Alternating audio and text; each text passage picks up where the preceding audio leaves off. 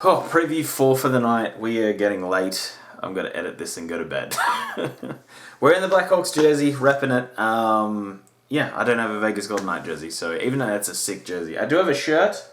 But which was like part of the logo unveil. My friend was there when they revealed the logo. Jesus, it's getting late. Revealed the logo, and he's like, "Oh, Brenton likes that NHL thing. I'll go get him this shirt." So that's been a cool shirt for a while for me. Okay, let's as usual, we run through the history, go to some of the leaders and go through their overall record, and then we're just going to preview this whole series. So Stan Mikita for the Blackhawks, no surprise here, 155 games played, he leads in games and 150 points. So their point leader. Again, no surprise, Bobby Hull is their playoff goal scorer leader, 62 goals. And Corey Crawford, 51 playoff wins, leads in the goalies, which does make sense a little bit, but I was still a little bit shocked to see that. But yeah, I mean, they did win 3 cups, I guess, so that helps in the win column. Golden Knights, they're obviously a young team, but so they have a fair few players that are on 30 wins. I'm not going to read them all because it's like 10 of them. Riley Smith is one of them, and he has 30 points in those 30 games. I did not realize in the playoffs he is a point-a-game player. Master Show has 14 goals. Marc-Andre Fleury, 17 wins in the playoffs, no surprise there. Their record is 19 wins and 11 losses, and the Blackhawks are 267 wins and 271 losses. Also, the other thing that I found interesting is the Golden Knights have equaled playoff wins with the Florida Panthers, more than the Blue Jackets, more than the Jets, and more than a couple of older teams like the St. Louis Eagles and the Montreal Maroons. If they manage to get 9 wins, they'll overtake Minnesota Wild this playoff. So it's a bit sad with how long some of these teams have been in the league for. Like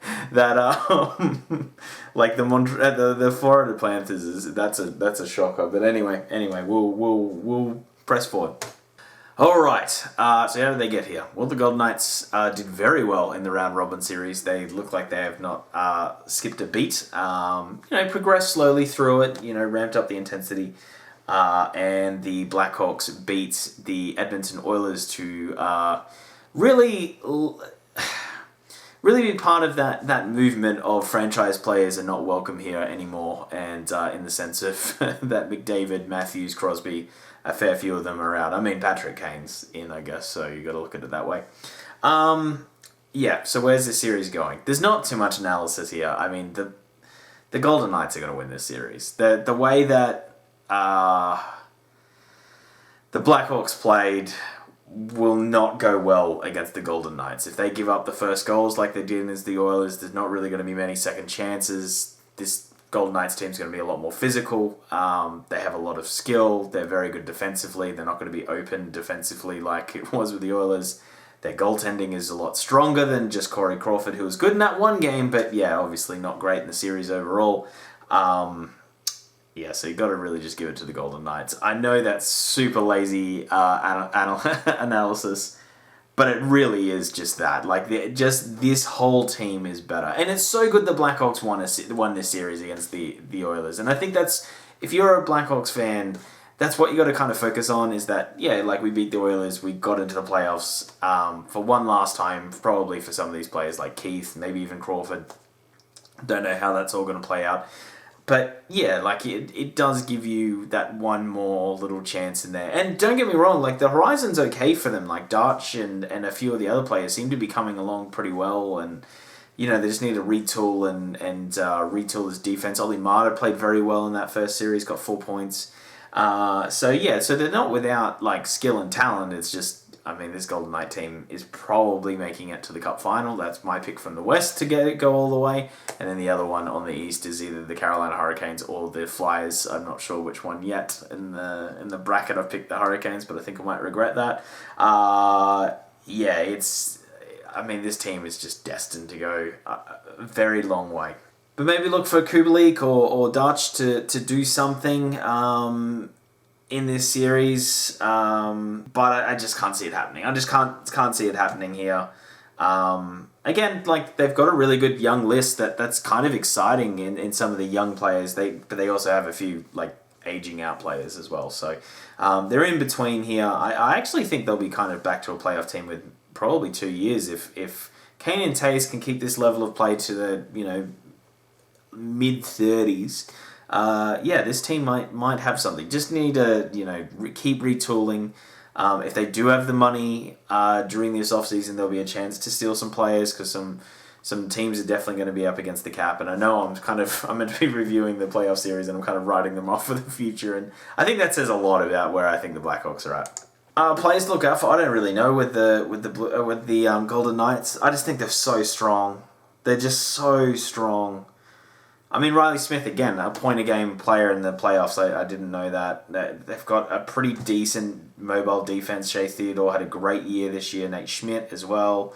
Marco Leonard and net. Just be how much of a rope the goalies have and when they look to swap them out. But I really think this might even be a sweep. This is a sweep or a 5-gamer. So yeah, if you're a Blackhawks fan, just enjoy that. Just enjoy that your team's here. You get to watch 4 or 5 more playoff games. They may prove to be an upset. You never know in hockey, right? But I can't see it happening here. So just enjoy they got it this far. Probably one last chance at the kick the can for some of these Blackhawk players as a Blackhawk. But yeah, it's Golden Knights all the way for me in this series. I just think they will be able to score. They'll be able to defend very well.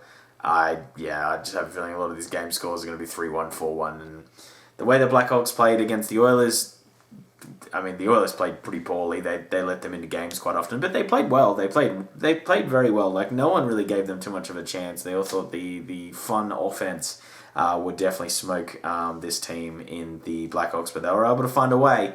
And so just enjoy that. Anyway, guys, that is the whole video. If you're a Blackhawks fan, please don't be too salty that pretty much my analysis is that you're going to get crushed. It's just what it is. I'm trying to be as nice as possible about it. I mean, I'm a Penguins fan, and look how that went. So this could have been a lot worse, right? So hit the like button if you did like this. If you've made it this far and you have not subscribed, please do so. It really does help us out. We're slowly growing this thing, and every single one is just motivation. I mean, today has been a live stream and 5 videos. So I am absolutely dead. It is 10:30 p.m. I'm going to edit this and I'm just going to conk out. And then we got the podcast in the morning, which is just It's Hockey Night. Find that anywhere audio, or also there's the video format, which will be out pretty much overnight as you sleep. Today, pretty much as you wake up. Yeah, as you sleep, you'll wake up and see the video version of the podcast. Anyway, guys, thank you so much for watching. Have a great day. See you when